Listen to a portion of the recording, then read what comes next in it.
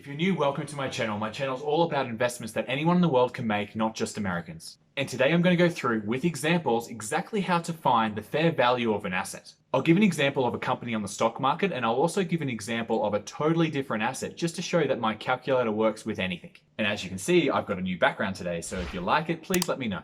Look, I actually think this is going to be my most important video that I ever make, because finding the right price to buy an asset is so important, and it makes the biggest difference between success and only a little bit of success as an investor. Now, to follow along, I highly recommend downloading my calculator. It's free in the description below.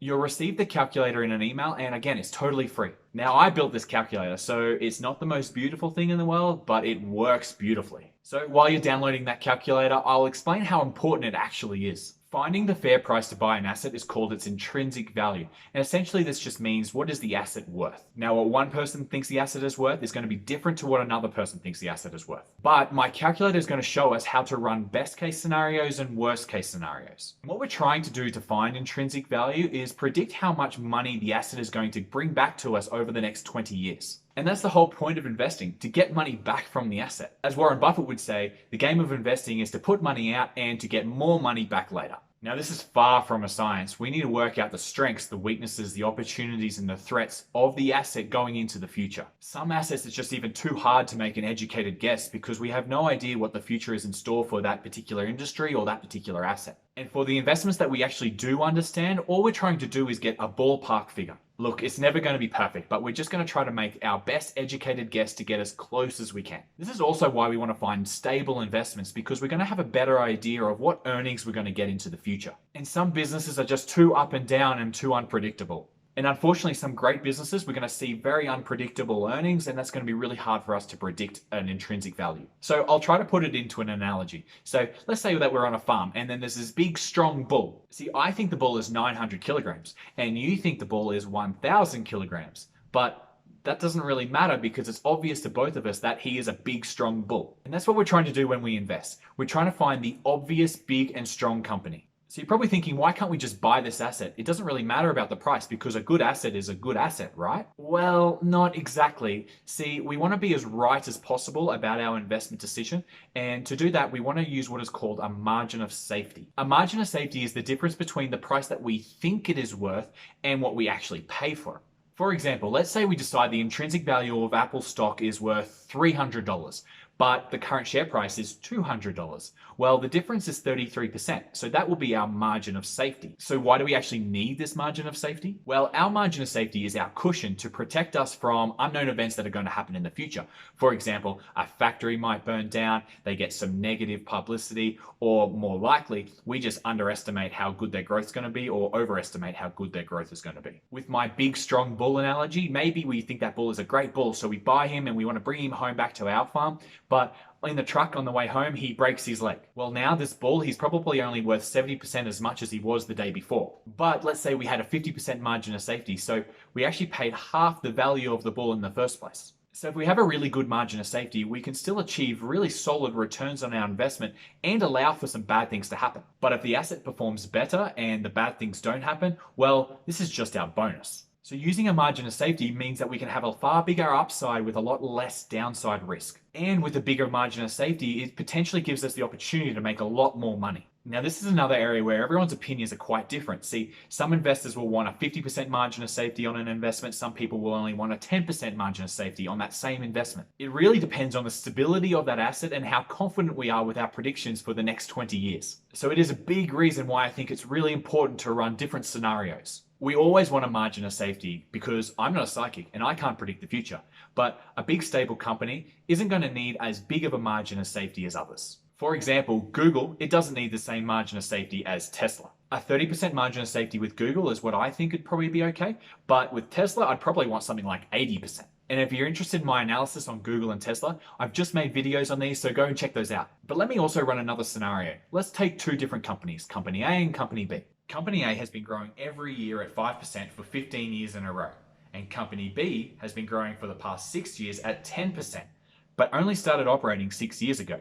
So which is the better investment? And the answer is, well, it depends on what price you pay for the company. Company A, we might only need a margin of safety of say 30% because it's been through the financial crisis and it's shown to be very stable. Whereas company B, although it has a better return, it hasn't had a long history of performance. So we might want a margin of safety of around about 70%. But then we go to the market and we see that company B is trading at 70% below its intrinsic value, but company A is trading only at 5% below its intrinsic value.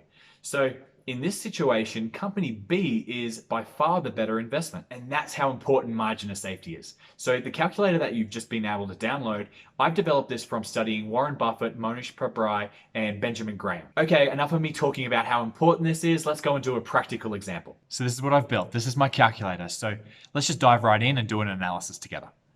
So we're going to look at the company Middleby, which I've done a previous video on, and I'm going to show you how I came to the fair value of Middleby. So the first thing we have to do is we have to put in the data. Now, we're going to put in the growth rate for years 1 to 5 and then the growth rate from years 6 to 10. Now, to find this information, what we have to do is we have to go to the easiest way for a company like this is we go to Yahoo Finance. And in Yahoo Finance, what we do then is we go to, I'm just going to go to the company Middleby. You can type Middleby here at the top as well. So here it is, Middleby Corporation. Now, I'm looking for the analysis opinion on their growth rate. So I go over to analysis, I scroll down to where it says growth estimates, as you can see here, growth estimates, and it says next 5 years, 9.34%. Okay, so that's what the analyst thinks, it's going to be 9.34%. So let's go back. Now let's just be a little bit on the safer side and just call it 9%. Okay, now the growth rate for year 6 to 10, now the analysts don't give us this opinion, but we have to just kind of guess it for ourselves based on the financial analysis we've already previously done and their growth rates. So I generally like to look at the analyst's opinion of 9% and just take a little bit off. So let's just make a little bit less and make it 8%. My ROI goal. So this is what the margin of safety is going to, how the margin of safety is going to be factored in, and I normally want 15%, but I'm going to make it 20% because that gives us a margin of safety. Now, it doesn't mean it's a 20% margin of safety. It actually means a lot more than that. And the difference is if we want a return on investment of 5% extra, well, that's 5% compounded every year for 10 years in our calculation. So it actually adds up to being around about, I think it's around about a 35% margin of safety. Okay. If you want to know the math on that, let me know. I can go through it in detail with you in comments, but I'll save it for another video or another time. Okay. Now, the next section we have to do is the multiple I could sell it for after 10 years. Now, the range here is, I like to keep it somewhere between 10 and 15. Now, 15 would be for a really good company like the Googles, the Amazons of the world. 10 would be something that we don't think as strongly about. I like to, somewhere in the middle is fine for a company like this, which is quite strong in terms of all of its financial data so far has been quite strong. So let's just give it a 12. Somewhere between 10 and 15 is fine. Okay, the next one is a bit tricky. Operating cash flow minus maintenance CapEx. Now, that sounds like a lot of lingo, and it kind of is. So what we got to do first is find the operating cash flow. Now, to find the operating cash flow, we go into, I like to go to Morningstar. Now, I've got Amazon's up here at the moment. This is all their financial information. Now, I want Middleby. So I go to the URL and actually just find the AMZN ticker here, delete it, and put in the ticker for Middleby, which is MIDD. Press enter. And here we go. Now we have the information for Middleby. So what I'm looking for is the operating cash flow. So here it is right here, operating cash flow. And this is in the key ratios section of their financials, operating cash flow. And I want 2019, the most recent year, and it's 377, and that's in millions, okay, which we can see right here. It's in millions, 377 million. Okay, so it's 377 million. Now I got to minus what's called maintenance CapEx. Now, maintenance CapEx is really just the expenditure that the company has for just maintaining the business. So let me give an example. Let's say they have a tractor, and the tractor is getting a little bit worse and worse and worse, but they spent a bit of money to fix up that tractor. Now, they haven't improved the company because they already had a tractor, but they've just spent some money to maintain the business or maintain that tractor, if that makes sense. So that type of investment is called, that type of expenditure is called maintenance capex. And we want to minus that off the operating cash flow because they need to do maintenance capex every year, no matter what. So to find that, it's a little bit tricky. What we do is we Google Middleby maintenance capex.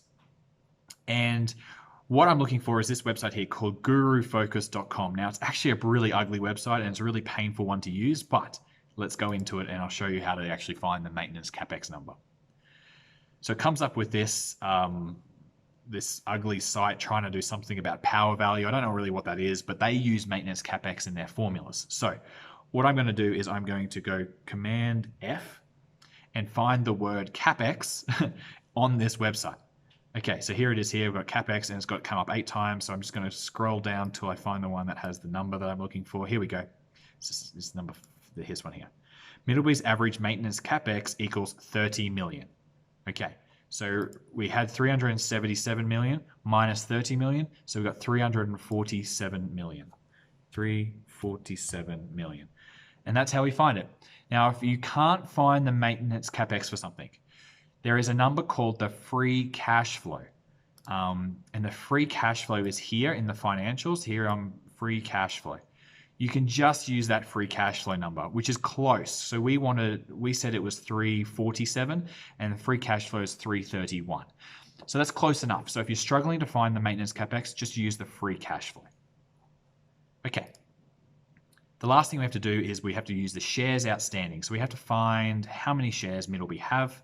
Okay, so I go back to Yahoo Finance, go to statistics, and in statistics, I go down to the share statistics. It says shares outstanding, 55.58 million. Okay, so that's it in millions, 55.58.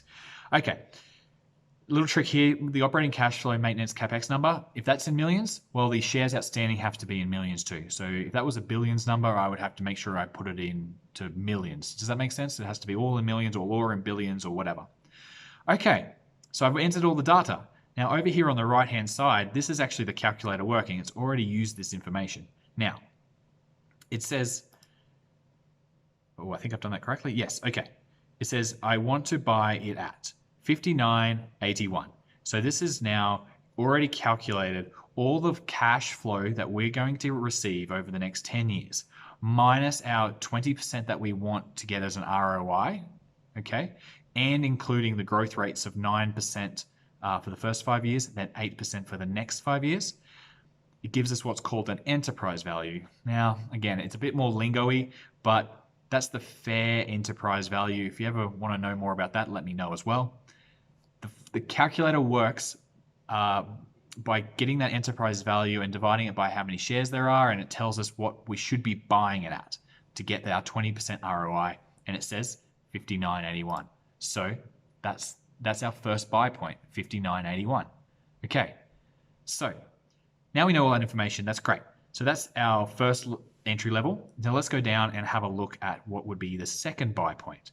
So I like to be a little bit more conservative. So it says the analysts reckon 9%, so let's call it 8% this time just to be a bit safer. And it's going to grow at 7% over the next, from years 6 to 10. I'm going to have my return on investment higher at 22%. Now, that's a margin of safety of about 45%. So a lot would have to go wrong for this not to work. If we can buy it at this price, a lot would have to go wrong with the company for us to not get our return on investment, because this is a big margin of safety. Now, the multiple I could sell it for after 10 years, let's keep it at 12 because that's the same as what we did above. The operating cash flow minus capex was 347 million, and the same amount of shares, 55.58. Okay, great. Now the second entry point that I would want to buy in at is $50.71. And that would give us a far bigger margin of safety and be more conservative on the growth estimates as well. So $50.78, that's a really good price.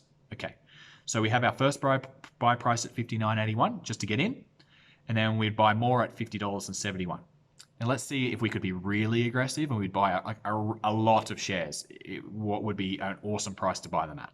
Okay, so let's be ultra conservative. Now we've said 9% and 8%. Let's call it 6% for the next 5 years. The analysts are going to be wrong by a lot. And then we're going to say it only grows at 5% after that, which is, again, very conservative.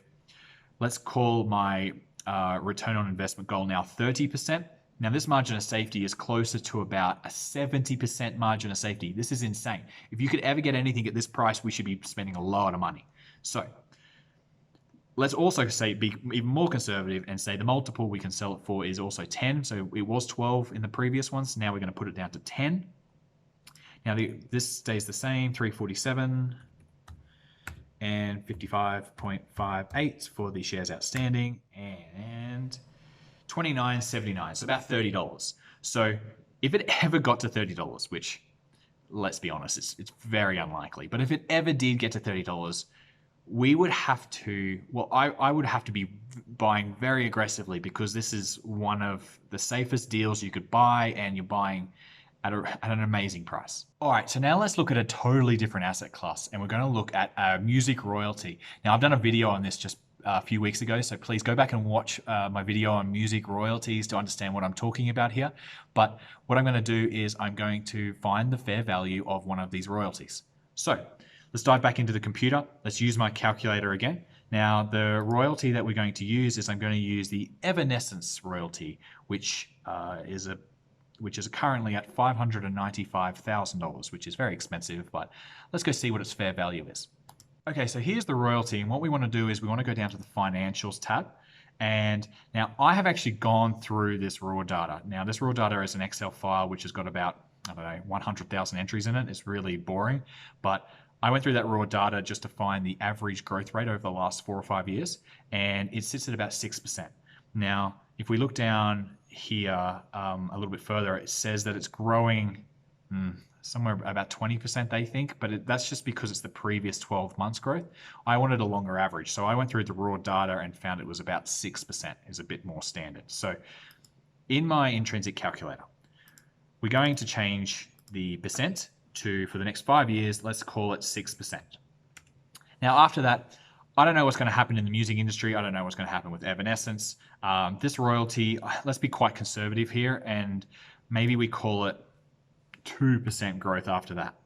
Okay. Now, we're actually not going to have to do multiple buy points for this, because it's a royalty. You only buy it at one price, and it's an auction. So we're actually just going to do this for just to find the intrinsic value of this royalty. Now, my return on investment goal. Now, I would, for a share, put 20%, 22%, 30%. But for this, because it is a lot more stable and it's not a business, it's a royalty, we can be a lot more comfortable with a lower margin of safety. But we still want a margin of safety of some kind. And I still want to get 15% return on my investment. So let's call it 17%. That's around about a 10 to 15% margin of safety, and we should still get our 15% as well, plus a margin of safety. Okay, now the multiple I could sell it for after 10 years. Now, this is going to be a 30-year term. So after 30 years, the asset goes back to the original owners. So, but after 10 years, well, we could sell it for, now I know this because I've looked into this a lot, but we could sell it for around about 7.5, 8 times its cash flow. Now, the reason I know that it's about 7 or 8 times is because the 10-year terms, the 10-year royalties, they sell at around about 4x. So a 20-year royalty, I know this is a 30-year one, but in 10 years' time, it'll only be 20 years. A 20-year royalty will sell for about 8x. So let's put 8 as my multiple I could sell it for after 10 years. Operating cash flow. Now, this doesn't have any maintenance capex, so we just have to find the cash flow. Now, this is good. This is quite easy in the financials. If we scroll down, where is the cash flow? Okay, no, sorry, I have to add up these two columns here in this table. It's 43,000 plus, call it 40,000. So it's about 83,000. Okay, and now the shares outstanding, there's only obviously one because it's one royalty. So we just make it 1. Okay, now let me just make this column a little wider for us. Okay, here we go. So this has calculated the fair value for this royalty based on it's giving us $83,000 a year with the return on investment we want to make, plus a little bit of margin of safety, plus the growth and estimates that we've put in at 6% for the first 5 years, and then 2% after that. I'd want to buy this at $647,000, call it $650,000. That would be a good price to buy it at, and if I could get it at $650,000, I would, because it would be a good investment. And the problem is, though, it's too much money, and I'm not going to put $650,000 into something like that. So, as you can see, even this is a totally different asset. It's not a stock on the stock market. I can still calculate what a fair value is for something that's totally different to a stock.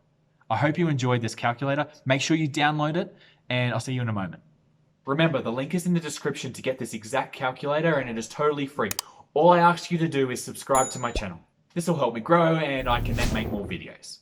Oh, also, make sure you save a copy somewhere safe on your computer, because if you mess up the formulas, you'll want to make sure that you can go back to the original. Now, also remember that it is still just as important to go through the financials of the company and look at an industry analysis, because just jumping into the calculator first is only going to tell you what the fair value is, but you don't really know whether you want to invest or not invest in the company anyway. I really hope you got something out of this video today, and I really hope you've downloaded the calculator for your own personal use, and I'll see you in the next video.